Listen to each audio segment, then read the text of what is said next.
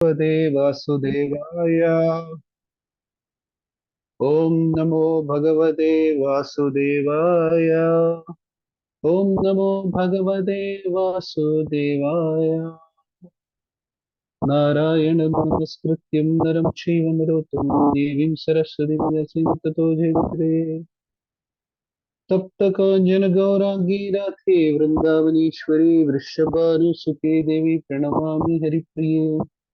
हे कृष्ण करुणा सिंधु दीनबंधो जगत्पते गोपेश गोपिका कांता राधा कांता नमोस्तुते। जय श्री कृष्ण चैतन्य प्रभु नित्यानंद श्री अद्वैत गदाधर श्रीवासादि गौर भक्त वृंदा वांछा कल्पतरो वृश्च कृपा सिंधुभ्ये वच पतितानां पावनेभ्यो वैष्णवेभ्यो नमो नमः। हरे कृष्णा कृष्णा कृष्णा हरे हरे हरे राम राम राम हरे हरे। हरे कृष्णा ഹരേ കൃഷ്ണ. ഞാൻ പറയുന്നത് കേൾക്കാൻ പറ്റുന്നുണ്ടോ എല്ലാവർക്കും? കേൾക്കാം പ്രഭുജി, കേൾക്കാം. ഓക്കെ, നമ്മൾ ഇന്ന് ഇവിടെ ഡിസ്കസ് ചെയ്യുന്നത് ശ്രീമദ് ഭഗവത് നമ്മളിന്നിവിടെ നമ്മളിന്നിവിടെ ഡിസ്കസ് ചെയ്യുന്നത് ശ്രീമദ് ഭഗവത്ഗീത മൂന്നാമത്തെ അധ്യായത്തിലെ 37ാമത്തെ ശ്ലോകം. ശ്രീമദ് ഭഗവത്ഗീതയിലെ പ്രധാനപ്പെട്ട 108 ശ്ലോകങ്ങളിൽ ഒരു ശ്ലോകമാണിത്. ഞാനിത് വായിക്കാം. ശ്രീ ഭഗവാനുവാച കാമേശ ക്രോധേശ രജോ ഗുണസമുദ്ഭവ മഹാശനോ മഹോപാത്മാ വിദ്യേനമീഹ വൈരണ്യം. ശ്രീ ഭഗവാനുവാച കാമേശ ക്രോധേശ രജോ ഗുണസമുദ്ഭവ മഹാശനോ മഹാപാത്മാ വിദ്യേനമീഹ വൈരണ്യം. ഓരോ വേണ്ട അർത്ഥമായിട്ടാണ്. ശ്രീ ഭഗവാനുവാച, ശ്രീ ഭഗവാൻ പറഞ്ഞു, ഏഷ ഇത് രജോ ഗുണസമുദ്ഭവ രജോ ഗുണത്തിൽ നിന്നും ഉത്ഭവിച്ചതും മഹാശന സർവഭവ രക്ഷകനും മഹാപാപ്മ മഹാപാവമുള്ളവനുമായ കാമമാണ്. ഏഷ ഇത് ക്രോധമാണ്. ഏനം ഇതിനെ, ഇഹ ഇവിടെ, വൈരണ്യവിധി വൈരിയെന്ന് അറിയുക. അർത്ഥം: ശ്രീ ഭഗവാൻ പറഞ്ഞു, അല്ലയോ അർജുന, രജോ ഗുണവുമായുള്ള സമ്പർക്കത്തിൽ നിന്നുണ്ടായതും പിന്നീട് ക്രോധമായി തീരുന്നതുമായ കാമമാണ് ഇങ്ങനെ പ്രേരിപ്പിക്കുന്നത്. എല്ലാത്തിനെയും നശിപ്പിക്കുന്ന ഈ മഹാപാവമാണ് ഇഹലോകത്തിലെ ശത്രു. ഭാവാർത്ഥം: ഒരു ജീവസത്ത ഭൗതിക സൃഷ്ടിയുമായി ബന്ധപ്പെടുമ്പോൾ രജോ ഗുണവുമായുള്ള സമ്പർക്കത്തിന്റെ ഫലമായി അവന്റെ ശാശ്വതമായ കൃഷ്ണപ്രേമം കാമമായി പരിണമിക്കുന്നു. പാല് പുളി രസത്തിന്റെ സമ്പർക്കത്താൽ തൈരായി മാറുന്നത് പോലെ കൃഷ്ണപ്രേമം കാമമായി മാറുന്നു. പൂർത്തീകരിക്കാത്ത കാമം ക്രോധമായും ക്രോധം മിഥ്യയായി മാറുന്നു. ഈ മായയാൽ ഭൗതിക സൃഷ്ടി നിലനിൽക്കുന്നു. കാമമാണ് ശുദ്ധ ജീവാത്മാക്കളെ ഭൗതിക ലോകത്തിൽ ബന്ധനസ്ഥനാക്കുന്നത്. ഇത് തന്നെയാണ് ജീവാത്മാവിന്റെ ഏറ്റവും വലിയ ശത്രു. ഗുണത്രയം ചിലപ്പോൾ ക്രോധമായും സദൃശ്യങ്ങളായ മറ്റു ചില വികാരങ്ങളുമായും പ്രത്യക്ഷപ്പെടാം. തമോ ഗുണത്തിന്റെ വേറൊരു രൂപമാണ് ക്രോധം. തന്മൂലം രജോ ഗുണത്തിൽ നിന്നും തമോ ഗുണത്തിലേക്ക് പതിക്കുന്നതിന് പകരം നാം നിർദ്ദിഷ്ട കർമാനുഷ്ഠാനങ്ങളിലൂടെ സത്വഗുണത്തിലേക്ക് ഉയരണം. അങ്ങനെയാൽ ആത്മീയാസക്തിയിലൂടെ ക്രോധത്തിലുണ്ടാവുന്ന നാശത്തിൽ നിന്നും രക്ഷപ്പെടാം. പരമദിവ്യോത്തമ പുരുഷനായ കൃഷ്ണൻ എപ്പോഴും വർദ്ധിച്ചു കൊണ്ടിരിക്കുന്ന ആത്മീയാനന്ദത്തിനായി അനേകം രൂപവിസ്താരണങ്ങൾ കൈക്കൊള്ളുന്നു. ഈ ആത്മീയ അനുഭൂതിയുടെ കണങ്ങളാണ് ജീവാത്മാക്കളെല്ലാം. അവർ ഭാഗികമായ സ്വാതന്ത്ര്യമുണ്ട്. ഭാഗികമായ സ്വാതന്ത്ര്യത്തെ ദുരുപയോഗപ്പെടുത്തുമ്പോൾ സേവന മനോഭാവം ഇന്ദ്രിയ സുഖ പ്രവണതയായി മാറും. ജീവാത്മാക്കൾ കാമത്തിന് വിധേയരാകുന്നത് അപ്പോഴാണ്. ബദ്ധരായ ജീവാത്മാക്കളുടെ ഈ കാമപ്രവണതകളെ സഫലമാക്കി തീർക്കാൻ വേണ്ടിയിട്ടാണ് പരമദിവ്യോത്തമ പുരുഷൻ ഈ ഭൗതിക ലോകം സൃഷ്ടിച്ചത്. ഇവിടെ നിരന്തരം കാമപ്രവർത്തനങ്ങൾ ഏർപ്പെട്ട് ഇച്ഛാഭംഗം സംഭവിക്കുമ്പോൾ ജീവാത്മാക്കൾ തങ്ങളുടെ മൂലസ്വരൂപത്തെ പറ്റി അന്വേഷിക്കാൻ തുടരുന്നു. അഥാതോ ബ്രഹ്മജിജ്ഞാസ എന്ന ഈ അന്വേഷണമാണ് വേദാന്ത സൂത്രങ്ങളുടെ തുടക്കം. അതായത് ഓരോരുത്തരും പരമദിവ്യോത്തമ ഭഗവാനെ കുറിച്ച് അന്വേഷിക്കണം എന്നർത്ഥം. പരമദിവ്യോത്തമ പുരുഷനെ ശ്രീമദ് ഭാഗവത്തിൽ വിവരിച്ചിട്ടുള്ള ഇപ്രകാരമാണ്: ജന്മാസ്യ അസ്യ എന്തോ നശ്വരാതരശത് ചാർത്ഥേഷ ഭിജ്ഞ സുരാട്. അതായത് എല്ലാത്തിന്റെയും ഉറവിടം പരബ്രഹ്മമാണ് അർത്ഥം. അതുകൊണ്ട് കാമത്തിന്റെ ഉൽപ്പത്തിയും അതേ പരമപുരുഷൻ തന്നെ. കാമത്തെ പരമപുരുഷനോടുള്ള പ്രേമഭക്തിയാക്കി മാറ്റിയാൽ, അതായത് കൃഷ്ണാവബോധമാക്കി മാറ്റിയാൽ, എല്ലാം കൃഷ്ണസേവനത്തിന് വേണ്ടി ആഗ്രഹിച്ചാൽ കാമവും ക്രോധവും ആത്മീയവൽക്കരിക്കാം. ശ്രീരാമന്റെ ഉച്ചസേവനായ ഹനുമാൻ രാവണന്റെ കനകനഗരം ഭസ്മമാക്കി സ്വന്തം ക്രോധത്തെ പ്രകടിപ്പിച്ചു. അങ്ങനെ ചെയ്തുകൊണ്ട് ഹനുമാൻ ഭഗവാന്റെ ഉത്തമ ഭക്തനാകുകയാണ് ചെയ്തത്. ഇവിടെ തന്റെ സമൃദ്ധിക്ക് വേണ്ടി ശത്രുക്കളിൽ ക്രോധത്തെ പ്രയോഗിക്കുവാനാണ് ഭഗവാൻ അർജുനനെ പ്രേരിപ്പിക്കുന്നത്. കാമവും ക്രോധവും കൃഷ്ണസേവനത്തിനായി വിനിയോഗിച്ചാൽ അവ നമ്മുടെ ശത്രുക്കളായി ഭവിക്കുന്നതിന് പകരം മിത്രങ്ങളായി തീരുക തന്നെയാണ് ചെയ്യുന്നത്. ട്രാൻസ്ലേഷൻ ബൈ ദ അഭയ ചരണാരവിന്ദ ഭക്തിവേദാന്ത സ്വാമി ശ്രീല പ്രഭുപാദ് കി ജയ്, ശ്രീല ഗുരുദേവ് കി ജയ്, ഭക്തായി ഗൗരപ്രേമ. ഹരേ കൃഷ്ണ. ആരെങ്കിലും ഏതെങ്കിലും ഒരു ഡിവോട്ടി ശ്ലോകം ഒന്നുകൂടെ ഒന്ന് വായിക്കാമോ?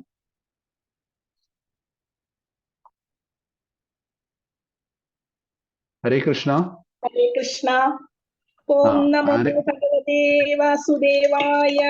ശ്രീ ഭഗവാനുവാച. കാമയേഷ ക്രോധയേഷ രജോ ഗുണ സമുദ്ഭവഃ. മഹാശനോ മഹാപാപ്മാ വിദ്യേനം ഇഹ വൈരിണം. ഹരേ കൃഷ്ണ. ഹരേ കൃഷ്ണ. ഈ ശ്ലോകം ഭഗവാൻ അർജുനന്റെ 6 ചോദ്യങ്ങൾക്കുള്ള ആദ്യത്തെ മറുപടിയാണ് വരുന്നത്. ചൈതന്യ മഹാപ്രഭു പറയുന്നുണ്ട്, ജീവേന സ്വരൂപേന നിത്യേന കൃഷ്ണദാസ. നമ്മളെല്ലാവരും ഭഗവാന്റെ അംശാനുഅംശങ്ങളാണ്, അംശങ്ങളല്ല.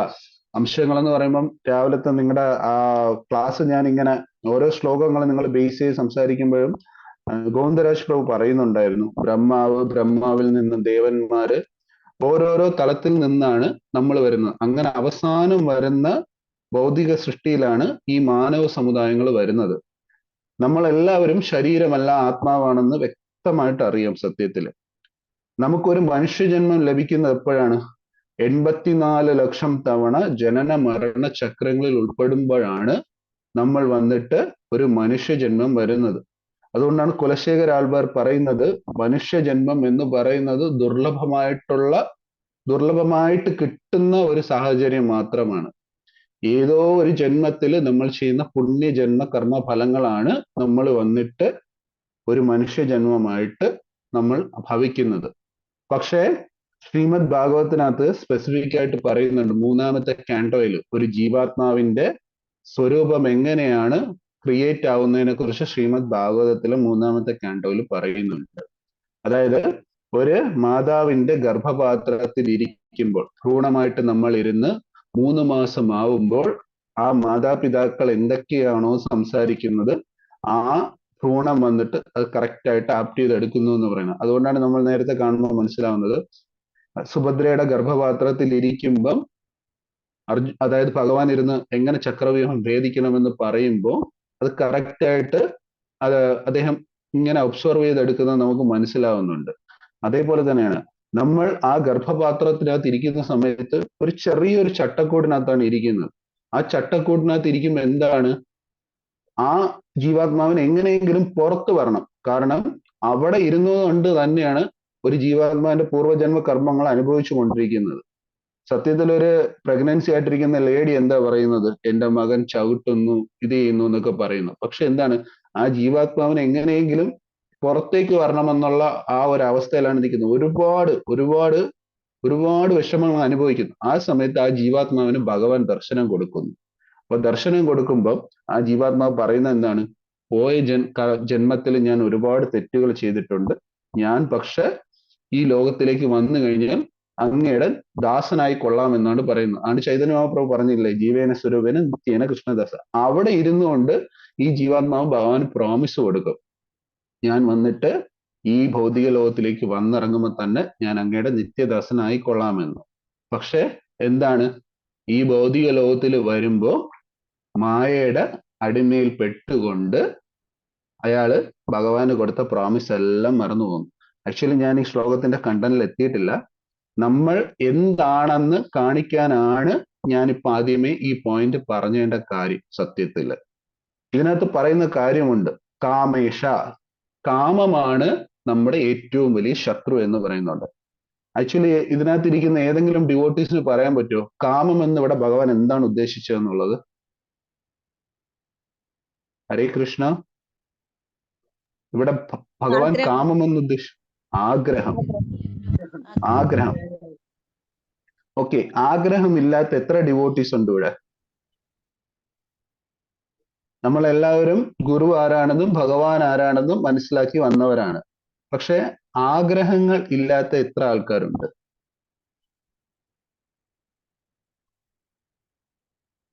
നമ്മളെല്ലാവരും എവിടെ നിന്ന് വന്നവരാണെന്ന് അറിയാമോ? നമ്മളെല്ലാവരും ഭഗവാന്റെ നിത്യദാസന്മാരായിരുന്നു. എവിടെ? ആ ഗോലോക വൃന്ദാവനത്തിനകത്ത്. അതുകൊണ്ടാണ് അവിടെ ശ്രീമദ് ഭഗവത്ഗീതയിൽ പറയുന്നുണ്ട്, ന സൂര്യോ ന ശശാങ്കോ. അവിടെ വന്നിട്ട് സൂര്യനില്ല, ചന്ദ്രനില്ല, വിശപ്പില്ല, ദാഹമില്ല. ഭഗവാന്റെ നിത്യദാസന്മാരായിട്ട് ഇരുന്ന വ്യക്തികളാണ്. പക്ഷേ ഭഗവാൻ എന്തിനാണ് ഈ ഭൗതിക ലോകം സൃഷ്ടിച്ചത്? പറയുന്നുണ്ട് കറക്റ്റായിട്ട്. അതായത് ഇന്ദ്രിയ സുഖത്തിന് വേണ്ടിയിട്ട് നമ്മൾ വെമ്പൽ കൊള്ളുമ്പോഴാണ് ആ കാമപ്രവണതകളെ, അതായത് നമ്മുടെ ആഗ്രഹങ്ങളെ വന്ന് സബലീകരിക്കാൻ വേണ്ടിയിട്ടാണ് ഭഗവാൻ വന്നിട്ട് ഈ ഭൗതിക ലോകം സൃഷ്ടിച്ചിരിക്കുന്നത്. നമ്മൾ ആ ലോകത്തിരുന്നുകൊണ്ട് ഈ ഭൗതിക ലോകത്തിലെ ചേഷ്ടകൾ കാണുമ്പോൾ നമുക്കും ഓട്ടോമാറ്റിക് ആയിട്ട് അവിടെ ഇരുന്ന് നമുക്കും ആഗ്രഹങ്ങൾ ഉൾക്കൊള്ളുന്നു. അതായത് ഈ ഭൗതിക ലോകത്തിൽ വന്ന് നമുക്കും ഇവിടെ ജീവിക്കണം, നമുക്ക് സെൽഫ് എൻജോയ്മെന്റ് ചെയ്യണം എന്നുള്ള ഒരു ധാരണ ഉണ്ടാവുമ്പോൾ ഭഗവാൻ എന്ത് ചെയ്യും? ശരി, തഥാസ്തു എന്ന് പറഞ്ഞുകൊണ്ട് എന്താണ്, നമ്മൾ അവിടെ നിന്ന് ഇങ്ങോട്ട് പറഞ്ഞു വിടും. പക്ഷെ ഇവിടെ വന്നിട്ട് എന്താണ് ചെയ്യുന്നത്? നമ്മൾ ഇവിടെ വന്നിട്ട് സത്യം മനസ്സിലാക്കുന്നതിന് പകരം നമ്മൾ ഇങ്ങനെ സെൽഫ് എൻജോയ്മെന്റ് ചെയ്തുകൊണ്ടിരിക്കും.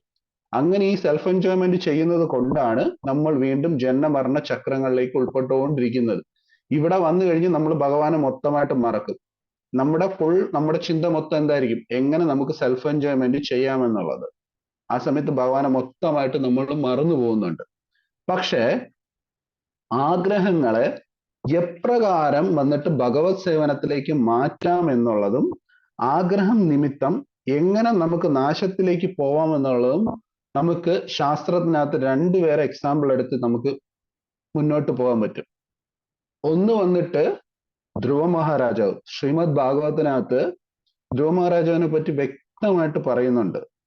എന്തായിരുന്നു ധ്രുവ മഹാരാജനും കൊച്ചുകുട്ടിയായിരുന്നപ്പോൾ തന്നെ ഭയങ്കര ഒരു വലിയ ആഗ്രഹം ഉണ്ടായിരുന്നു. എന്തായിരുന്നു എന്നറിയാം ധ്രുവ മഹാരാജാവിന്റെ ഏറ്റവും വലിയ ആഗ്രഹം? അച്ഛന്റെ മടിയിലിരിക്കുന്നു. യെസ്, അതായത് സുരുചി സുനീതി. സുരുചി മീൻസ് ആഗ്രഹം ഉള്ളവൾ, സുനീതി മീൻസ് ന്യായത്തിന് വേണ്ടി മാത്രം നയിക്കുന്ന വ്യക്തി. അതായത് സുനിധിയുടെ മകനായിരുന്നു ആരാ? ധ്രുവ മഹാരാജാവ്. ധ്രുവ മഹാരാജാവിന് ഏറ്റവും വലിയ ആഗ്രഹം എന്ന് പറഞ്ഞാൽ എന്തായിരുന്നു? സ്വന്തം അച്ഛന്റെ മടിയിൽ ഇരിക്കണം എന്നുള്ളത്. പക്ഷെ എന്താണ്, സുരുചി സമ്മതിക്കോ? ഒരിക്കലും സമ്മതിക്കത്തില്ല. സുരുചി എപ്പോഴാണോ ധ്രുവൻ വന്ന് അദ്ദേഹത്തിന്റെ അച്ഛന്റെ മടിയിൽ ഇരിക്കാൻ ശ്രമിക്കുന്നത്, അപ്പം തന്നെ സുരുചി എന്താണ്, ധ്രുവനെ അവിടെ നിന്ന് തട്ടിമാറ്റും. അവസാനം വിഷമം സഹിക്കാൻ വയ്യാതെ എന്താണ് അദ്ദേഹം ചെയ്തത്? തന്റെ അമ്മയടുത്ത് ചെന്ന് പറയാണ്, എനിക്ക് എന്റെ അച്ഛന്റെ മടിയിൽ ഇരിക്കണമെന്ന് ആഗ്രഹമുണ്ട്, പക്ഷെ അച്ഛന്റെ രണ്ടാമത്തെ പത്നി ഒരിക്കലും എന്നെ സമ്മതിക്കുന്നില്ല, ഞാൻ എന്ത് ചെയ്യണമെന്ന് ചോദിക്കും. അപ്പൊ സ്വന്തം അമ്മാനെ പറയും, എനിക്കൊന്നും ചെയ്യാൻ പറ്റില്ല, നീ നേരെ ഭഗവാന്റെ അടുത്ത് തന്നെ പോയി നിന്റെ ആഗ്രഹം പറയാൻ പറയും. അങ്ങനെ 6 വയസ്സുള്ള ആ കൊച്ചുകുട്ടി ഒരൊറ്റ സുപ്രഭാതത്തിൽ അവിടെ നിന്നും കാട്ടിലേക്ക് പുറപ്പെടുന്നു. ഭഗവാനെ കാണാൻ വേണ്ടിയിട്ട് ഇങ്ങനെ കാട്ടിലേക്ക് പുറപ്പെടുന്നു. കാട്ടിലേക്ക് പുറപ്പെടുമ്പോഴാണ് ആകസ്മികമായിട്ട് ആരെ കാണുന്നത്? ശ്രീമദ് നാരദമുനിയെ. നാരദമുനിയുടെ പ്രത്യേകത എന്ന് പറഞ്ഞു കഴിഞ്ഞാൽ ഈ ലോകത്ത് കാണുന്ന എല്ലാ ജീവാത്മാക്കളെയും ഭക്തന്മാരാക്കുക എന്നൊരു മിഷൻ മാത്രമാണ് ശ്രീമദ് നാരദമുനിക്കുള്ളത്. അദ്ദേഹത്തിന് ദക്ഷ മഹാരാജാവിന്റെ നിന്നൊരു ഒരു ശാപം കിട്ടിയിട്ടുണ്ട്. ദക്ഷൻ സൃഷ്ടിച്ച ആദ്യത്തെ 1000 പുത്രന്മാരെ നാരദമുനി ഒറ്റയടിക്ക് ഡിവോട്ടിയാക്കി മാറ്റിയെടുത്ത്. അതുകൊണ്ട് ദക്ഷൻ വന്നിട്ട് ഒരു ശാപം കൊടുത്തിട്ടുണ്ട്, നിനക്ക് ഒരേ സമയം ഒരിടത്ത് നിൽക്കാൻ പറ്റില്ല, നീ ഇങ്ങനെ 3 ലോകം ചുറ്റിക്കൊണ്ടിരിക്കുന്നു. അതുകൊണ്ട് നാരദമുനിക്ക് ഒരേ സമയം എവിടെ വേണോ എത്തിച്ചേരാൻ പറ്റും. അങ്ങനെ കാട്ടിലേക്ക് ധ്രുവൻ നടന്നു പോയിക്കൊണ്ടിരുന്നപ്പോഴാണ് നാരദമുനിയെ കാണുന്നതും. നാരദമുനി ചോദിക്കും അദ്ദേഹത്തിന്റെ അടുത്ത്, എന്താ ബാലക, നീ എന്തിനാ ഈ കൊടുങ്കാട്ടിലേക്ക് വരുന്നത്? അപ്പൊ അദ്ദേഹം പറയുന്നുണ്ട്, എനിക്ക് എന്റെ അച്ഛന്റെ മടിയിലിരിക്കണം, അതുകൊണ്ട് ഞാൻ ഭഗവാനെ തപസ് ചെയ്ത് ഭഗവാന്റെ അടുത്ത് വരം ചോദിക്കാൻ പോവാണ്, എനിക്ക് അച്ഛന്റെ മടിയിലിരിക്കണമെന്ന്. പക്ഷെ അവിടെ വെച്ച് നാരദമുനി ധ്രുവന് മഹാമന്ത്ര ഉപദേശം കൊടുക്കുകയും കേവലം മഹാമന്ത്രത്തിന്റെ ചാൻഡിങ്ങോട് കൂടി, അതായത് എപ്പോഴൊക്കെയാണോ ധ്രുവൻ തപസ് സ്റ്റാർട്ട് ചെയ്തത്, അങ്ങനെ മഹാമന്ത്രം ജപിച്ച് ആദ്യം ധ്രുവൻ വന്നിട്ട് ഭക്ഷണം ഉപേക്ഷിക്കുന്നു, അത് കഴിഞ്ഞ് ജലം ഉപേക്ഷിക്കുന്നു, അത് കഴിഞ്ഞ് വായു ഉപേക്ഷിക്കുന്നു. ഈ വായു ഉപേക്ഷിച്ചു കഴിഞ്ഞപ്പം ഈ 14 ലോകത്തിന്റെയും ജീവിത സന്തുലനാവസ്ഥ വന്നിട്ട് ഭയങ്കരമായിട്ട് ഒരു ചഞ്ചലന അവസ്ഥയിലോട്ട് പോയി കഴിഞ്ഞു. അങ്ങനെ ലാസ്റ്റ് വന്നിട്ട് ഭഗവാൻ പ്രത്യക്ഷപ്പെടുമ്പം ധ്രുവന്റെ അടുത്ത് ചോദിക്കുന്നുണ്ട് നിനക്ക് എന്താ വേണ്ടെന്നുള്ളത്. അപ്പം ധ്രുവൻ പറയുന്ന ഒരു വാക്കുണ്ട്. ആർക്കെങ്കിലും അറിയാമോ ധ്രുവൻ എന്താണ് ഭഗവാനെ കണ്ട ഉടനെ പറഞ്ഞൊരു കാര്യം? ശ്ലോകമാണോ പ്രഭു? ഉം? ശ്ലോകമാണോ അത്? അല്ല, ധ്രുവൻ എനിക്കിതൊന്നും പറഞ്ഞൊരു വേണ്ട. അറിയില്ല. ഉദ്ദേശിച്ചത് പറഞ്ഞത് അതിന്റെ അത് എനിക്കിനി ഒന്നും വേണ്ട, അങ്ങയെ കാണുക എന്നുള്ളതായിരുന്നു എന്റെ. ഇനി എനിക്ക് ശരി. കണ്ടതോടുകൂടി ഉം. സംതൃപ്തിയായി. എന്റെ ആഗ്രഹങ്ങൾ ഇല്ലാതെ. അദ്ദേഹം പറഞ്ഞൊരു വാക്കുണ്ട്. ശ്രീമദ് ഭാഗവത്തിനകത്ത് പ്രഭുപാദ് സ്പഷ്ടമായിട്ട് എഴുതിയിട്ടുള്ള ഒരു വാക്കുണ്ട്. കണ്ണാടി ചില്ലുകൾ പോലുള്ള ആഗ്രഹത്തിന് വേണ്ടിയിട്ടാണ് ഞാൻ അങ്ങയെ സമീപിച്ചത്. കണ്ണാടി ചില്ലുകൾ പോലുള്ള നമ്മുടെ ആഗ്രഹങ്ങൾ എന്ന് പറയുന്നത് ഒരു കണ്ണാടി ഉടഞ്ഞു കഴിഞ്ഞു കഴിഞ്ഞാൽ, ഒരു കണ്ണാടി ഉടഞ്ഞു കഴിഞ്ഞു കഴിഞ്ഞാൽ നമ്മുടെ പ്രതിബിംബം ഒരുപാട് സൈഡിൽ കാണത്തില്ലേ? അതുപോലെയാണ് നമ്മുടെ ആഗ്രഹങ്ങൾ. ഒരു കണ്ണാടി ചില്ല് ഉടഞ്ഞു കഴിഞ്ഞാൽ അതിൽ നിന്ന് ഉണ്ടാകുന്ന ഒരുപാട് പ്രതിബിംബങ്ങളാണ് നമ്മുടെ ആഗ്രഹങ്ങൾ. ധ്രുവൻ പറഞ്ഞ വാക്കുകൾ ഇതാണ്. കണ്ണാടി ചില്ലുകൾ പോലുള്ള ആഗ്രഹ നിവർത്തിക്ക് വേണ്ടിയിട്ടാണ് ഞാൻ അങ്ങയെ സമീപിച്ചത്. പക്ഷേ എപ്പോഴാണോ ഞാൻ അങ്ങയെ കണ്ടത് അതോടുകൂടി എൻ്റെ ആഗ്രഹങ്ങളെല്ലാം മാറിയിരിക്കുന്നു. ദയവ് ചെയ്ത് അങ്ങയുടെ നാമം ജപിക്കാനും അങ്ങയെ സേവിക്കാനുമുള്ള ഒരു അവസരമാണ് എനിക്ക് വേണ്ടത്. പക്ഷെ നമ്മൾ എത്ര പേരാണ് അങ്ങനെ ഒരു ആഗ്രഹം ഭഗവാന്റെ അടുത്ത് പറയുന്നത്? നമ്മൾ എല്ലാവരും വന്നിട്ട് ഭഗവാന്റെ അടുത്ത് അപ്രോച്ച് ചെയ്യുന്നത് ഓരോരോ ആഗ്രഹ നിവർത്തിക്ക് വേണ്ടിയിട്ടാണ്. നിങ്ങളിപ്പം ഇവിടെ ജസ്റ്റ് ഇവിടെ ഈ ആഗ്രഹ നിവർത്തി എന്നുള്ള ഒരു അവസ്ഥ ഇല്ലായിരുന്നെങ്കിൽ ഈ ലോകത്തിൽ ജയിൽ എന്ന് പറയുന്ന ഒരു സിസ്റ്റമേ കാണത്തില്ല. നിങ്ങൾ ഏതെങ്കിലും ഒരു ജയിലിൽ ചെന്ന് നിങ്ങൾ ഓരോ കുറ്റവാളികളെ കണ്ടു കഴിഞ്ഞു കഴിഞ്ഞാലും ആ കുറ്റവാളികൾ എന്താ പറയുന്നത്? അവർ ചിലപ്പം മോഷണത്തിനായിരിക്കും വരുന്നത്, ചിലപ്പോൾ ഒരു കൊലപാതക ശ്രമത്തിലായിരിക്കും വരുന്നത്. ഇതെല്ലാം എങ്ങനെയാണ് ഉണ്ടാകുന്നത്? അവരുടെ ആഗ്രഹം നിവർത്തി പറ്റിയില്ല എന്നുണ്ടെങ്കിൽ ആ കാമം ക്രോധമായി മാറിയിട്ടാണ് അവരൊരു തെറ്റ് ചെയ്ത് ശിക്ഷിക്കപ്പെട്ട് ഉള്ളിലോട്ട് വരുന്നത്. ഇവിടെ ധ്രുവൻ പറയുന്ന ഒരു വാക്കുണ്ട്, കണ്ണാടി ചില്ലുകൾ പോലുള്ള ആഗ്രഹ നിവർത്തിക്ക് വേണ്ടിയിട്ടാണ് ഞാൻ അങ്ങയെ സമീപിച്ചത്. പക്ഷെ എപ്പോഴാണോ ഞാൻ അങ്ങയുടെ ദിവ്യദർശനം എടുത്തത് എൻ്റെ ആഗ്രഹം മൊത്തം വന്നിട്ട് വാനിഷായിട്ട് മാറി. എന്തുകൊണ്ടാണ് ധ്രുവന് ഭഗവാന്റെ ദർശനം ലഭിച്ചത്? അന്ന് സത്യുഗത്തിലാണ്. അതുകൊണ്ടാണ് ശ്ലോകത്തിൽ പറയുന്നത് സത്യുഗത്തിൽ വന്നിട്ട് നമ്മൾ ഭഗവാനെ വന്ന് മനസ്സുകൊണ്ട് നമ്മൾ വന്നിട്ട് ഭഗവാനെ നമ്മൾ സ്മരിച്ചു കഴിഞ്ഞു കഴിഞ്ഞാൽ ഭഗവാൻ അപ്പം തന്നെ നമ്മുടെ മുമ്പിൽ പ്രത്യക്ഷനാവുമെന്ന് പറയുന്നുണ്ട് സത്യയുഗത്തിൽ. കാരണം ഓരോ യുഗം കഴിയുന്തോറും പ്യൂരിറ്റി കുറഞ്ഞു വന്നത് കൊണ്ടാണ് നമുക്കിപ്പം വന്നിട്ട് ഭഗവാന്റെ അടുത്ത് നേരിട്ട് അപ്രോച്ച് ചെയ്യാൻ പറ്റാത്ത ഒരവസ്ഥയിലായി മാറിയത്. ഇത് ഇപ്പം ഞാൻ പറയുന്ന പറഞ്ഞു കഴിഞ്ഞാൽ ആഗ്രഹങ്ങളെ ഭഗവാന്റെ സേവനത്തിന് വേണ്ടി പ്രയോജനപ്പെടുത്തിയ ധ്രുവന്റെ കഥയാണ്. അതേപോലെ തന്നെ നമ്മുടെ ഇതിഹാസത്തിനകത്ത് വേറൊരു വ്യക്തിയും കൂടെ വരുന്നുണ്ട്, ദുര്യോധനൻ. ദുര്യോധനൻ എന്ന് പറഞ്ഞു കഴിഞ്ഞാൽ ഇത്രയും നല്ല ബുദ്ധിശാലിയും കഴിവുള്ള ഒരു വ്യക്തി. പഞ്ചപാണ്ഡവരുടെ ഇത് വെച്ച് നോക്കുമ്പം ഈവൻ യുധിഷ്ഠിരനെയും കാട്ടിൽ ഏറ്റവും കൂടുതൽ തലത്തിൽ, വ്യക്തിഗതമായ തലത്തിൽ നിൽക്കാൻ പറ്റുന്ന ഒരു വ്യക്തിയാണ് ദുര്യോധനൻ. അതായത് പഠനം കൊണ്ടും ആയുധബലം കൊണ്ടും ഈ പഞ്ചപാണ്ഡവരെയും കാട്ടിൽ ഫാർ ഫാർ ഫാർ ബെറ്റർ ആണ് ആര്? ദുര്യോധനൻ. പക്ഷെ എന്തുകൊണ്ടാണ് ദുര്യോധനന് പതനം സംഭവിച്ചത്? നിങ്ങൾക്ക് എല്ലാവർക്കും അറിയാം. ജനിച്ച നാൾ മുതൽ ഹരേ കൃഷ്ണ പറഞ്ഞോളൂ. ശകുനിയുമായിട്ടുള്ള കൂട്ടാണോ എന്ന് ചോദിക്കുന്നത്. അതെ, ആക്ച്വലി ജനനം മുതൽക്ക് അതായത് കുരുവംശത്തിൽ ജനിക്കുന്ന ഒരു വ്യക്തി, അതായത് അത്രയ്ക്ക് ഒരു പിതൃപാരമ്പര്യമുള്ള ഒരു വംശമായിരുന്നു കുരുവംശം. ആലോചിച്ചോണം, വേദവ്യാസനുണ്ടായ 3 മക്കളിൽ നിന്നും ഉണ്ടായ അനന്തരാവകാശികളാണ് കൗരവർ പാണ്ഡവരും. സത്യത്തിൽ ആക്ച്വലി ധൃതരാഷ്ട്രന്റെ പിതാവാണ് വേദവ്യാസൻ. വേദവ്യാസൻ ആരാണ്? ഭഗവത്ഗീതയിൽ സ്വയം പറയുന്നുണ്ട്, വേദവ്യാസനും ഞാൻ തന്നെയാണെന്ന് ഭഗവാൻ പറയുന്നുണ്ട്. അതായത് ഭഗവാന്റെ തലമുറയിൽ നിന്നും വന്നവർ തന്നെയാണ് കൗരവരും പാണ്ഡവരും സത്യത്തിൽ. പക്ഷെ എന്താണ്, ശകുനിയുമായിട്ടുള്ള ആ ഒരു സത്സംഗത്തില് ദുര്യോധനന്റെ മനസ്സ് ആഗ്രഹങ്ങളുടെ ഒരു കലവറയായി വളർന്നുകൊണ്ടേയിരുന്നു. ചെറിയ കുട്ടികളായിരുന്നപ്പോൾ തന്നെ പാണ്ഡവരുമേലുള്ള ഒരു അസൂയ വന്നിട്ട് ചെറിയ പ്രായത്തിൽ തന്നെ ശകുനി അവർക്ക് വിത്തിട്ട് മുളപ്പിച്ചു കൊടുത്തു. ആ സമയത്ത് പഠിക്കുന്ന സമയത്താലും ആയോധന കലയിലും വന്നിട്ട് എപ്പോഴും വന്നിട്ട് പാണ്ഡവരെ തോൽപ്പിക്കണം എന്നുള്ളൊരു ചിന്ത മാത്രം ഉണ്ടായി. കുട്ടിയായിരുന്നപ്പോൾ തന്നെ ഭീമന് വിഷം കൊടുത്തു, വെള്ളത്തിൽ തള്ളിയിട്ട് കൊല്ലാൻ ശ്രമിച്ചു. അത് കഴിഞ്ഞിട്ട് എന്താ ചെയ്തത്? കള്ളച്ചൂത് കളിച്ച് പാണ്ഡവരെ വന്നിട്ട് സ്ഥാനഭ്രഷ്ടരാക്കി. ഈ 14 വർഷം വനവാസവും അജ്ഞാതവാസവും നടക്കുമ്പോൾ തന്നെ തെരഞ്ഞു പിടിച്ച് അവരെ ആക്രമിക്കാൻ ശ്രമിച്ചു. എന്നിട്ട് എന്താ ചെയ്തത്? തിരിച്ചു വന്നപ്പോഴും ഭഗവാൻ മീഡിയേറ്റർ ആയിട്ട് വന്ന് കയറിയപ്പോഴും ഇത്ര കൊടുക്കാൻ പറഞ്ഞു. ലാസ്റ്റ് വന്നിട്ട് ഒരു ഗ്രാമമെങ്കിലും കൊടുക്കാൻ പറഞ്ഞു, പറ്റില്ല എന്ന് പറഞ്ഞു. എന്തുകൊണ്ടാണ് ദുര്യോധനൻ അങ്ങനെ ചെയ്തുകൊണ്ടിരുന്നത്? ആഗ്രഹം. ഇതെല്ലാം എന്നെ കൈവിട്ടു പോകുമോ എന്നുള്ള ആഗ്രഹം. ആ ആഗ്രഹം വന്നിട്ട് അവസാനം എന്തായി? ഒരു വലിയ യുദ്ധത്തിൽ കലാശിച്ച്. നമ്മളെല്ലാവരും ചിന്തിച്ചു നോക്ക്. നമ്മളെല്ലാവരും ഓരോ ദിവസം ദുര്യോധനന്മാരെ പോലെ വന്നിട്ട് ഇങ്ങനെ ഫൈറ്റ് ചെയ്തുകൊണ്ടിരിക്കുകയല്ലേ ഓരോ ആഗ്രഹത്തിന് വേണ്ടിയിട്ട്. സത്യമല്ല ഞാൻ പറയുന്നത്. നമ്മളെല്ലാവരും ഒരു ധ്രുവനെ പോലെയോ ദുര്യോധനെ പോലെയാണ്. ധ്രുവനാവാൻ ഇവിടെ ഇരിക്കുന്നവർക്ക് ആർക്കും പറ്റത്തില്ല. കാരണം നമ്മുടെ ഏതെങ്കിലും ഒരു ചിന്താഗതി വന്നിട്ട് ഫുൾ ടൈം വന്നിട്ട്, അതായത് ഒരു ദിവസത്തെ 24 മണിക്കൂറിൽ വന്നിട്ട് നമ്മൾ എത്ര നേരമാണ് ഭഗവാന് വേണ്ടി ചെലവഴിക്കുന്നത്? ശരി, ഇവിടെ വന്നിട്ട് 4 മണിക്ക് തുടങ്ങുന്ന 6 മണി വരെ 2 മണിക്കൂർ നമ്മൾ ചെയ്യുന്നുണ്ട്. ഇവിടെ എത്ര പേരാണ് വന്നിട്ട് ഭഗവാന് വേണ്ടിയിട്ട് നമ്മുടെ ആഗ്രഹങ്ങളെല്ലാം ഭഗവാന് വേണ്ടിയിട്ട് മാറ്റിവെച്ച് ചെയ്യുന്ന എത്ര പേരുണ്ട്?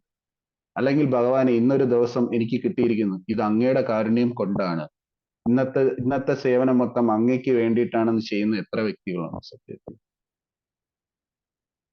ആർക്കെങ്കിലും പറയാൻ പറ്റും? ഒരു മാസത്തിൽ ഞാൻ 15 ദിവസം അല്ലെങ്കിൽ പകുതി ദിവസം അല്ലെങ്കിൽ 10 ദിവസം ഞാൻ ഭഗവത് സേവനത്തിന് വേണ്ടി ഭഗവാന് വേണ്ടിയിട്ട് മാത്രമാണ് മാറ്റിവെക്കുന്നു എന്ന് പറഞ്ഞ് എത്ര പേരുണ്ട് സത്യത്തിൽ? നമ്മളെല്ലാവരും വന്നിട്ട് ആഗ്രഹത്തിന്റെ പുറകെ ഇങ്ങനെ ഓടിക്കൊണ്ടിരിക്കണം. Run run run run run എന്ന് പറഞ്ഞ് പൊയ്ക്കൊണ്ടിരിക്കുകയാണ് സത്യത്തിൽ. ഉപദേശാമൃതത്തിൽ ഒരു ശ്ലോകമുണ്ട്. ഉത്സാഹ ധൈര്യ നിശ്ചയ തത്തത് കർമ്മ പ്രവർത്തന സംഗത്യാഗോ സദോ വൃത്തോ ഷഡ്ഭക്തി പ്രതിഷ്ഠതി. ഉത്സാഹം കൊണ്ടും ധൈര്യം കൊണ്ടും, അതായത് ഉത്സാഹം മീൻസ് എന്തൂസിയാസം, അതായത് നമുക്ക് വന്നിട്ട് ഒരു ആവേശം ഉണ്ടെങ്കിൽ മാത്രമേ തത്തത് കർമ്മ പ്രവർത്തനാത്, ധൈര്യം കൊണ്ടും, ധൈര്യം മീൻസ് എന്ന് പറഞ്ഞാൽ ഉത്സാഹം വരുമ്പോൾ നമുക്ക് ഓട്ടോമാറ്റിക്കായിട്ട് നമ്മുടെ ഭക്തിയിലേക്ക് ഉയരാനുള്ള ധൈര്യം വരും. തത്തത് കർമ്മ പ്രവർത്തന സംഗത്യാഗോ സദോ വൃത്തോ ഷഡ്ഭക്തി പ്രതിഷ്ഠതി. നല്ല രീതിയിലുള്ള സത്സംഗം കൊണ്ടും ഇത്രയും കാരണങ്ങൾ ഉണ്ടെങ്കിൽ നമുക്ക് വന്നിട്ട് ഭക്തി നന്നായിട്ട് വികസിച്ചെടുക്കാൻ പറ്റുമെന്ന് ശ്രീരൂപ ഗോസ്വാമി ഉപദേശാമൃതത്തിനകത്ത് പറയുന്നുണ്ട്. അതുകൊണ്ടാണ് ഇവിടെ പറയുന്നത്, ഈ ഭൗതിക ലോകത്തിലുള്ള മായ നമ്മളെ എപ്പോഴും ഇങ്ങനെ അറ്റാക്ക് ചെയ്തുകൊണ്ടിരിക്കുകയാണ്. നമ്മളെല്ലാവരും വന്നിട്ട് സത്വഗുണത്തിൽ നിന്ന് നമ്മളെല്ലാവരും നിൽക്കേണ്ട ഗുണമാണ് സത്വഗുണം. പക്ഷെ എന്താ ചെയ്യുന്നത്? നമ്മൾ ഇപ്പോഴും രജോ ഗുണത്തിൽ തന്നെയാണ് നിൽക്കുന്നത്. പക്ഷെ ആഗ്രഹങ്ങൾ ഇങ്ങനെ കുമിഞ്ഞു കൂടി വരുമ്പോൾ എന്താവും? നമ്മൾ നേരെ തമോ ഗുണത്തിൽ വീഴും. തമോ ഗുണത്തിൽ വീണ് കഴിഞ്ഞു കഴിഞ്ഞാൽ നമുക്ക് ഈ ഭൗതിക പ്രകൃതിയുടെ മായയിൽ നിന്ന് രക്ഷപ്പെടാൻ പറ്റും? ഒരിക്കലും രക്ഷപ്പെടാൻ പറ്റില്ല. നമ്മൾ ഇങ്ങനെ ജന്മമരണ ചക്രങ്ങൾ ഇങ്ങനെ ഉൾപ്പെട്ടുകൊണ്ടിരിക്കും. അപ്പൊ നമ്മൾ എന്താ ചെയ്യേണ്ടത്? ഇവിടെ ഭഗവാൻ വ്യക്തമായിട്ട് പറഞ്ഞു തരുന്നുണ്ട്. നമ്മൾ ആ കാമത്തിനെ വന്നിട്ട് ഭഗവാന്റെ സേവനത്തിന് വേണ്ടി പ്രയോഗിക്കും. എങ്ങനെയാണ് നമ്മൾ ആ വരുന്ന കാമത്തിനെ ഭഗവാന്റെ സേവനത്തിൽ പ്രയോജനപ്പെടുത്തേണ്ടത്? എങ്ങനെയാണ്? ആർക്കെങ്കിലും ആൻസർ ഉണ്ടോ? ഹരേ കൃഷ്ണ. പ്രഭു ഒന്നുകൂടെ പറഞ്ഞ ചോദ്യം ഒന്നുകൂടെ കേട്ടില്ല. അതായത് ഇവിടെ പറയുന്നുണ്ട്, നമ്മൾ നമ്മുടെ കാമത്തെ ഭഗവാന്റെ സേവനത്തിന് വേണ്ടി പ്രയോജനപ്പെടുത്തണമെന്ന് പറയുന്നുണ്ട്. അത് എപ്രകാരമാണ് നമ്മൾ ചെയ്യേണ്ടത്? ഭക്തിയുത സേവനത്തിൽ കൂടി. ഭക്തിയുക്ത സേവനം. ഇപ്പൊ നമുക്ക് ഒരു ആഗ്രഹം, ഇപ്പൊ നമുക്ക് ഇന്നൊരു ദിവസം ഇന്ന ഭക്ഷണം ഉണ്ടാക്കി കഴിക്കണമെന്ന് ആഗ്രഹം വന്നിരുന്നു. അപ്പൊ ആ ആഗ്രഹം നമ്മൾ എങ്ങനെ ഭഗവാന്റെ ഭക്തിയുക്ത സേവനത്തിൽ ഉൾപ്പെടുത്തും? ഭഗവാന് പ്രസാദമായിട്ട് സമർപ്പിച്ചിട്ട് പ്രസാദം കഴിക്കും. യെസ്, അതാണ് ചെയ്യേണ്ടത്. നമ്മൾ ഏതൊരു കാര്യം ചെയ്താലും അത് ഭഗവാനെ സാക്ഷിയാക്കി നിർത്തിക്കൊണ്ട് ചെയ്യുക. അപ്രകാരം ചെയ്യുന്ന ആഗ്രഹങ്ങൾ വന്നിട്ട് നമുക്ക് ഏത് രീതിയിൽ നമുക്കൊരു കർമ്മഫലം ഉണ്ടാക്കുന്നില്ല. ഇതിൽ നിന്ന് ഒരു പ്രശ്നം എന്ന് പറഞ്ഞു കഴിഞ്ഞാൽ, നമ്മൾ ചെയ്യുന്നത് ഏതൊരു ആഗ്രഹവും വന്നിട്ട് അത് ഭഗവാന് വേണ്ടിയിട്ടല്ലാതെ ചെയ്തു കഴിഞ്ഞാൽ അത് നമുക്ക് കർമ്മമായിട്ട് ഭവിക്കും. ആക്ച്വലി നമ്മൾ പറയുന്നുണ്ട്, പൂർവ്വജന്മ കർമ്മഫലമാണ് നമ്മുടെ അടുത്ത ജന്മത്തിനെ കൊണ്ടുവന്നിട്ട് ഉദ്ദേശിക്കുന്നത്. നമ്മുടെ ലക്ഷ്യം എന്താണ്? ഈ ജന്മം, അതായത് കിട്ടിയ ഈ നല്ലൊരു മനുഷ്യ ജന്മം ഭഗവാനും വേണ്ടി ഗുരുവിനും വേണ്ടി സമർപ്പിച്ച് കർമ്മഫലം ഇല്ലാതാക്കി തിരിച്ച് ഭഗവത് ധാമത്തിലേക്ക് പോവുക എന്നുള്ള ഒരു ചിന്തയാണ് നമ്മൾ ഉണ്ടാക്കിയെടുക്കേണ്ടത്. പക്ഷെ അൺഫോർച്ചുനേറ്റ്ലി നമ്മൾ ഇടയ്ക്കിടയ്ക്ക് ഭഗവാനെ മറന്നുകൊണ്ടാണ് ഓരോ കാര്യങ്ങൾ ചെയ്യുന്നത്. ഇടയ്ക്കിടയ്ക്ക് തട്ട് കിട്ടുമ്പോൾ ഓർമ്മ വരും, നമ്മൾ ഭഗവാന് വേണ്ടിയിട്ടാണ് ജീവിക്കുന്നത് എന്നുള്ളത്. വീണ്ടും മറന്നുപോകും. പക്ഷെ പൂർണ്ണ സമയമായിട്ട് നമുക്ക് ഭഗവാന്റെ കൂടെ നിൽക്കാൻ പറ്റുന്നത് ഒറ്റ കാര്യത്തിലേ ഉള്ളൂ. ഏതാണെന്ന് മനസ്സിലായോ? എന്തിലൂടെ നമുക്ക് എപ്പോഴും ഭഗവാനുമായിട്ട് ഒരു കണക്ഷൻ വെക്കാൻ പറ്റും? ഏത് രീതിയിലാണ് നമുക്ക് ഭഗവാനുമായിട്ട് കണക്ഷൻ വെക്കാൻ പറ്റുന്നത്? നാമജപത്തിലൂടെയാണ് പ്രഭു. അതുകൊണ്ടാണ് കലിസന്തോപനിഷത്തിൽ പറയുന്നത്, ഹൃദയധ്യായത്തോ വിഷ്ണു ത്രേത്താമാമിയച്ചൻ വാപരേ പരിചര്യായം കലോത്ത ഹരികീർത്തന നാം കലികന്മഷനാശനം നാഥ പരതരോപായ സർവവേദേഷു ദൃശ്യതേ. ശ്രീമദ് ഭാഗവതത്തിനകത്ത് പ്രഹ്ലാദ് മഹാരാജ് പറയുന്ന ഒരു കാര്യമുണ്ട്. മതിർന കൃഷ്ണ പരത സത്വവ മിഥ്യോ അഭിപത്യതേ ഗ്രഹവൃത്താനാം അതാർദ്ധ ഗോഭിർ വിഷാദാം തമിശ്രം പുനഃ പുനർവശിത ചവർണന. ഇന്ദ്രിയങ്ങളെ സന്തോഷിപ്പിക്കുന്നതിന് വേണ്ടി മാത്രം ഭൗതിക ലോകത്തിൽ കഴിയാൻ നിശ്ചയിച്ചിട്ടുള്ളവർക്ക് സ്വയപ്രയത്നം കൊണ്ടോ പരപ്രചോദനം കൊണ്ടോ യോജിച്ച് നടത്തുന്ന സമ്മേളനങ്ങൾ കൊണ്ടോ കൃഷ്ണാവബോധമുള്ളവനായി തീരുവാൻ ഒരു വഴിയുമില്ല. കടിഞ്ഞാണില്ലാതെ ഇന്ദ്രിയങ്ങളാൽ അവർ അവിദ്യയുടെ കൂരിരുട്ടിലേക്ക് വലിച്ചിഴക്കപ്പെടുന്നു. അവർ പവർദ്ധ പവർണത്തിൽ ഭ്രമിച്ച് അങ്ങനെ തന്നെ കഴിഞ്ഞുകൂടുകയും ചെയ്യുന്നു. ഇവിടെ എന്താണ് പ്രഹ്ലാദ് മഹാരാജ് പറഞ്ഞു മനസ്സിലായോ? അതായത് കൃഷ്ണാബോധം ഉണ്ടാവാൻ വേണ്ടിയിട്ട് നമ്മൾ സത്സംഗത്തിലൂടെയും നാമജപത്തിലൂടെയും മാത്രമേ പറ്റത്തുള്ളൂ. ഈവൻ കൃഷ്ണാബോധത്തിൽ വന്നാൽ പോലും നമ്മൾ ഈ കാര്യങ്ങളൊന്നും ചർച്ച ചെയ്തില്ലെങ്കിൽ നമ്മൾ വീണ്ടും മായയുടെ ബന്ധനസ്ഥയിൽ നമ്മൾ ഇങ്ങനെ വീണുകൊണ്ടിരിക്കും. ഈവൻ സത്വഗുണത്തിൽ നിന്നാൽ പോലും കൃഷ്ണാബോധത്തിൽ നിൽക്കുന്നവരെല്ലാം സത്വഗുണത്തിൽ തന്നെയാണ്. പക്ഷെ നമുക്ക് പൂർണ്ണമായും സത്വഗുണത്തിൽ എന്ന് പറയാൻ പറ്റുമോ? ഒരിക്കലും പറ്റത്തില്ല. നമ്മൾ തമോ ഗുണത്തിൽ നിന്നും അവസാനം രജോ ഗുണത്തിൽ നിന്നും വീഴുകയും ചെയ്യും. അതാണ് നിങ്ങൾ കണ്ടിട്ടുണ്ട് ചില ഡിവോട്ടീസ് ഒക്കെ ഫാൾ ഡൗൺ ആവുന്നു എന്ന് പറയുന്നത്. കാരണം ഇത് തന്നെയാണ്. അവർ കാര്യങ്ങളെല്ലാം ചെയ്യുന്നുണ്ട്, പക്ഷെ ഗുരുവിന്റെയും കൃഷ്ണന്റെയും ഇൻസ്ട്രക്ഷനിൽ നിന്നും വ്യതിചലിച്ചു കഴിഞ്ഞു കഴിഞ്ഞാൽ അവർ ഓട്ടോമാറ്റിക്കായിട്ട് ഫാൾ ഡൗൺ ആവും. പക്ഷെ ആർക്കും ഇല്ലാത്ത ഒരു ഗ്യാരണ്ടി അവർക്കുണ്ട്. അവർക്ക് എപ്പോൾ വേണമെങ്കിലും തിരിച്ചു കയറാം. ഒരു സാധാരണ വ്യക്തിയെ പോലെയല്ല. അവർക്ക് താഴെ വീണാലും തിരിച്ചു കയറാം. എപ്രകാരമാണ്? നാമജപത്തിലൂടെ. കാരണം കലിയുഗത്തില് ഭഗവാനെ നമുക്ക് ഒറ്റ രീതിയിൽ മാത്രമേ അവതരിക്കാൻ പറ്റത്തുള്ളൂ. എത്രത്തോളം നമ്മൾ നല്ല രീതിയിൽ നാമജപം ചെയ്യുന്നുണ്ടോ അത്രത്തോളം ജപിച്ചു കഴിയുമ്പോൾ നമ്മുടെ നാവിൽ തന്നെ ശ്രീമദ് ഭഗവാൻ വന്നിട്ട് അവതാരം എടുക്കും. അങ്ങനെ നാമം ജപിച്ച് ജപിച്ച് ജപിച്ച് ഭക്തിയുടെ ഏറ്റവും വലിയ തലമായ ഭാവഭക്തിയിലേക്കും പ്രേമഭക്തിയിലേക്കും പോകാൻ പറ്റും. ഇപ്പം ഭക്തിയുടെ 4 തലത്തിൽ പോലും ആരും എത്തിയിട്ടില്ല എന്നാണ് പറയുന്നത് സത്യത്തിൽ. ശ്രദ്ധാവൻ, സാധുസംഗ, ഭജനക്രിയ, നിഷ്ഠ, രുചി. ഈ 5 ലെവലിൽ വന്നു കഴിഞ്ഞാൽ മാത്രമാണ് ഒരാൾ ഒരു ഡിവോട്ടിയുടെ ആദ്യത്തെ ഘട്ടത്തിലേക്ക് എത്തുന്നത്. ശ്രദ്ധാവൻ, സാധുസംഗ, ഭജനക്രിയ, നിഷ്ഠ, രുചി. അതായത് ശ്രദ്ധാവൻ എന്ന് പറഞ്ഞു കഴിഞ്ഞാൽ ഒരു വ്യക്തി ആദ്യമായിട്ട് കൃഷ്ണാവബോധത്തിൽ വരുന്ന ഫസ്റ്റ് സ്റ്റേജിനെയാണ് ശ്രദ്ധാവൻ എന്ന് പറയുന്നത്. രണ്ടാമതെന്ന് പറഞ്ഞാൽ സാധുസംഗ. സാധുസംഗ മീൻസ് എന്താണ്? വലിയ വലിയ സന്യാസിമാരും അവരുമായിട്ടുള്ള വലിയ വലിയ കൃഷ്ണാവബോധത്തിലെ വലിയ വലിയ ഉന്നതമായിട്ടുള്ള ഭക്തന്മാരുമായിട്ടുള്ള സത്സംഗം എടുക്കുമ്പോഴാണ് ഒരു വ്യക്തി രണ്ടാമത്തെ സ്റ്റേജിലോട്ട് വരുന്നത്. അത് കഴിഞ്ഞാൽ ഭജനക്രിയ. ഭജനക്രിയ മീൻസ് എന്ന് പറഞ്ഞാൽ നാമം ജപിക്കുക, ഭഗവാന് വേണ്ടിയിട്ട് കുക്ക് ചെയ്യുക, ഭഗവാന് പ്രസാദം നിവേദിക്കുക, പ്രസാദം വന്നിട്ട് കഴിക്കുക, പ്രചാരണം നടത്തുക. ഇതെല്ലാം ചെയ്ത് കഴിയുമ്പോൾ ഓട്ടോമാറ്റിക്കായിട്ട് നിഷ്ഠ വരും. ഇതെല്ലാം കറക്റ്റായിട്ട് ക്ലിയർ ആയിട്ട് ചെയ്തു പോകണമെന്നുള്ള ഒരു നിഷ്ഠ വരും. അവസാനമാണ് രുചി എന്ന് പറയുന്നത്. കാരണം ഇതെല്ലാം ചെയ്യുമ്പോൾ ആ ഒരു വ്യക്തിക്ക് നാമസങ്കീർത്തനം, നാമം ജപിക്കുക അല്ലാതെ അയാളുടെ ലൈഫിൽ വേറെ ഒരു മിഷനും ഇല്ല. ജപിക്കുക, തിരിച്ചു പോവുക എന്നുള്ള ആ ഒരൊറ്റ ചിന്താഗതിയിൽ നിന്ന് കഴിയുമ്പോഴാണ് ഭാവഭക്തി പ്രേമഭക്തിയിലൊക്കെ വരുന്നത്. അങ്ങനെ നമ്മളിപ്പോ കണ്ടുകൊണ്ടിരിക്കുന്ന ലിവിങ് എക്സാമ്പിൾസ് ആണ് പരമപൂജ്യനായിട്ടുള്ള ഹിസ് ഓൾനെസ് ജയപ്രതാപ സ്വാമി ഗുരു മഹാരാജ്, ഈ ഇടയ്ക്ക് ശരീരം വെടിഞ്ഞ ശ്രീ ഗോപാലകൃഷ്ണ ഗോസ്വാമി മഹാരാജ്, ഭക്തിചാരു മഹാരാജ്, ശ്രീല പ്രഭുപാദ്, ഇവരെല്ലാവരും വന്നിട്ട് നമുക്ക് കാണിച്ചു തന്ന ലിവിങ് എക്സാമ്പിൾസ് ആയിരുന്നു ഇവരെല്ലാം സത്യത്തിൽ. പിന്നെ വേറൊരു കാര്യം ഇവിടെ ലാസ്റ്റ് പ്രഭുപാദ് ഇതിന്റെ കൺക്ലൂഷനിൽ പറയുന്നുണ്ട്. ഈ കാമത്തിലൂടെ വരുന്ന, അതായത് ഭഗവാനിൽ നിന്നും നമ്മൾ ഭഗവാന് വേണ്ടി ചെയ്യുന്ന ഓരോ ആഗ്രഹങ്ങള് നമ്മൾ ഒരു നല്ലൊരു ഭക്തിയുക്ത സേവനത്തിൽ നിൽക്കുമ്പോൾ നമുക്ക് ഓട്ടോമാറ്റിക് ആയിട്ട് ക്രോധം ഉണ്ടാവും. എന്ന് പറഞ്ഞുകൊണ്ട് നമ്മൾ ഒരു ഡിവോട്ടി എന്തെങ്കിലും പറഞ്ഞെന്ന് പറഞ്ഞുകൊണ്ട് ഉടനെ അയാളെ കയറി അടിക്കാനോ അയാളുടെ അടുത്ത് ദേഷ്യപ്പെടാനോ പോകേണ്ട ആവശ്യമില്ല. നമ്മൾ ക്രോധം വരുന്നു എന്നുണ്ടെങ്കിൽ അതിനൊരു ടിപ്പിക്കൽ ആയിട്ടുള്ള കാര്യമുണ്ട്. കാരണം ഇതിനകത്ത് പറയുന്നുണ്ട്, ശ്രീരാമചന്ദ്രമൂർത്തിയുടെ ആഗ്രഹം നിറവേറ്റാൻ വേണ്ടിയിട്ട് ഹനുമാൻ വന്നിട്ട് എന്താണ്, രാവണന്റെ കോട്ടയിൽ എത്തിയിട്ട് അത് മൊത്തമായിട്ട് കോട്ട മൊത്തം തീയിട്ടു എന്ന് പറയുന്നുണ്ട്. അത് എന്തുകൊണ്ടാണ് തീയിട്ടത്? ഒരാൾ വന്നിട്ട് ഭഗവാനും ഗുരുവിനും എഗൻസ്റ്റ് ആയിട്ട് സംസാരിച്ചു കഴിഞ്ഞാൽ നമുക്ക് അയാളുടെ അടുത്ത് ദേഷ്യപ്പെടാം. അല്ലാതെ അനാവശ്യമില്ലാതെ ഒരാളുടെ അടുത്ത് ദേഷ്യപ്പെടാൻ പാടില്ല. അങ്ങനെ ദേഷ്യപ്പെട്ടാലുള്ള പ്രത്യേകത എന്താണെന്ന് അറിയാമോ? അയാൾക്ക് ഒരു കർമ്മം ഉണ്ടെങ്കിൽ നമ്മൾ അത് ഓട്ടോമാറ്റിക്കായിട്ട് വാങ്ങിച്ചെടുക്കുകയാണ് ചെയ്യുന്നത്. നമ്മുടെ ലക്ഷ്യം എന്താണ്? നമ്മളുടെ കർമ്മത്തിനെ തീർത്തുകൊണ്ട് നമ്മൾ തിരിച്ച് ഭഗവത് ധാമത്തിലേക്ക് തിരിച്ചു പോകുക എന്നുള്ളതാണ്. ഇതിൽ നിന്ന് വേറൊരു കാര്യം മനസ്സിലാക്കാറുണ്ട്. നമ്മൾ ആരെങ്കിലും ഒന്ന് ചീത്ത വിളിക്കുകയോ നമ്മളെ പരിഹസിക്കുകയോ ചെയ്തു കഴിഞ്ഞാൽ തിരിച്ചൊന്നും പറയാൻ പോകരുത്.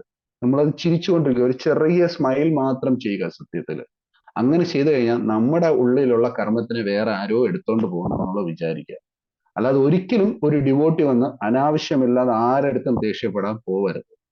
അങ്ങനെ ദേഷ്യപ്പെട്ട് കഴിഞ്ഞു കഴിഞ്ഞാൽ നമ്മൾ വീണ്ടും കർമ്മം അക്വയർ ചെയ്തുകൊണ്ടിരിക്കുകയാണ്. ഇതില് ഇനിഷ്യേറ്റഡ് എടുത്ത ഡിവോട്ടീസ് ഉണ്ടാവും.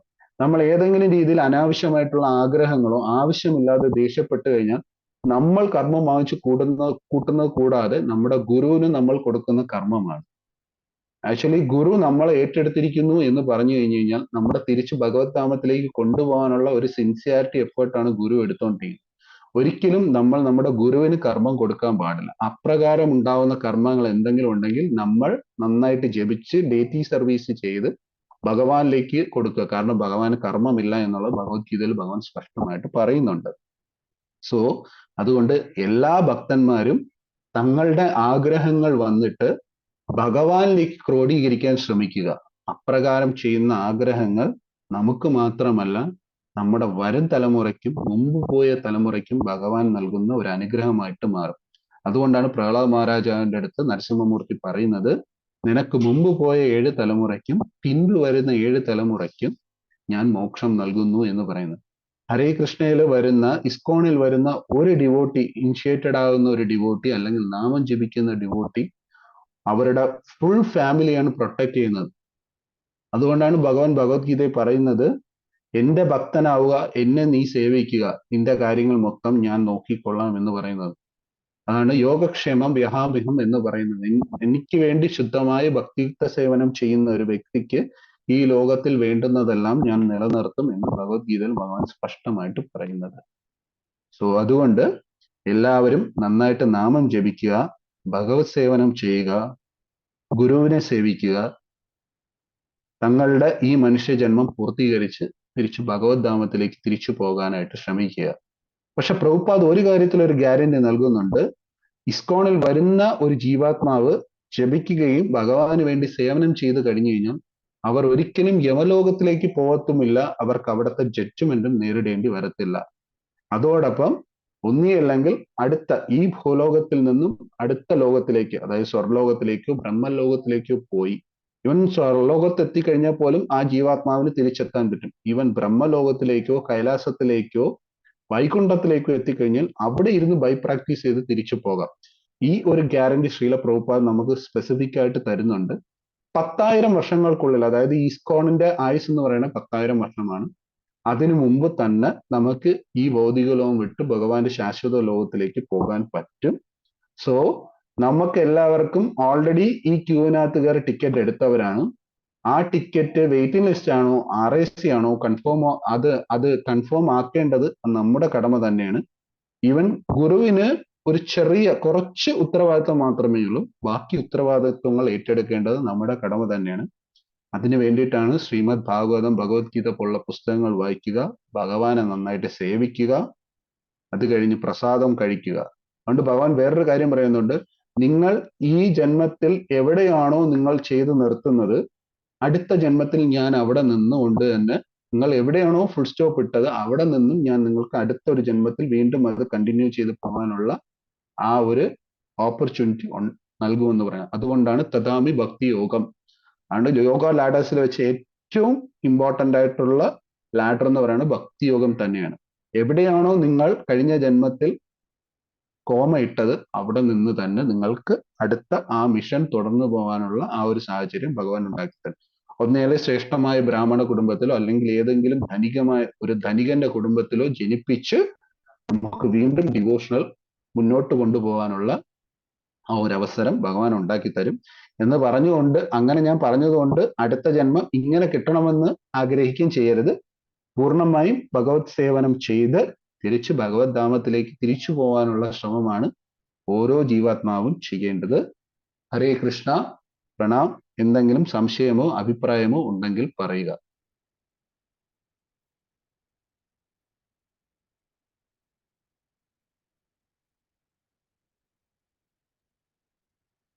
ഹരേ കൃഷ്ണ. ഇത്ര നേരം സംസാരിച്ചതിൽ എന്തെങ്കിലും സംശയമുണ്ടോ ആർക്കെങ്കിലും? ഹരേ കൃഷ്ണ പ്രഭു. പറഞ്ഞോളൂ മതി. ഹരേ കൃഷ്ണ മാതാജി. ഇസ്കോണിന്റെ ഈ 10,000 ഉള്ളെന്ന് പറഞ്ഞ എന്തുകൊണ്ട് അതങ്ങനെ? അത് പ്രഭുപാദ് ഓൾറെഡി പറഞ്ഞിട്ടുള്ള കാര്യമാണ്. ഓരോ പ്രസ്ഥാനത്തിനും ഇത്ര ആയുസേ വരത്തുള്ളൂ. ആ, ഹരേ കൃഷ്ണ. അതായത് ഭക്തി സിദ്ധാന്ത സരസ്വതി ഠാക്കൂർ വന്നിട്ട് ഗൗഡീയ വൈഷ്ണവ സമ്പ്രദായം സ്ഥാപിച്ചു. ഇപ്പം വന്നിട്ട് ഗൗഡീയ സമ്പ്രദായത്തില് ഭക്തി സിദ്ധാന്ത സരസ്വതി ഠാക്കൂറുടെ ഗൗഡീയ സമ്പ്രദായത്തിൽ വന്നിട്ട് ഇപ്പം വലുതായിട്ട് പ്രചാരമോ അങ്ങനെയൊന്നുമില്ല. അവരെ ഇപ്പൊ ഇസ്കോൺ ആണ് ഏറ്റെടുത്തിരിക്കുന്നത്. ഓരോ പ്രസ്ഥാനത്തിനും ഒരു ഇത്ര ആയുസുണ്ട്. ഇപ്പൊ മനുഷ്യനൊരു ആയുസില്ലേ? നമ്മൾ 50-60 വയസ്സെന്ന് പറഞ്ഞതുപോലെ ഇസ്കോണിന് ഇത്ര വർഷം ആയുസുണ്ടെന്ന് ശ്രീല പ്രഭുപാദ് ഓൾറെഡി പറഞ്ഞിട്ടുണ്ട്. 10,000 വർഷം. അത് കഴിയുമ്പോൾ അടുത്ത ആചാര്യൻ വരും. ഗൗഡീയ വൈഷ്ണവ സമ്പ്രദായത്തിൽ അടുത്ത പ്രസ്ഥാനം വരും. ഹരേ കൃഷ്ണ. ഇപ്പൊ ഇസ്കോൺ തുടങ്ങിയിട്ട് 60 വർഷമേ ആയുള്ളൂ. ഇനിയും ഉണ്ട്, പേടിക്കണ്ട. അതെ, ഹരേ കൃഷ്ണ.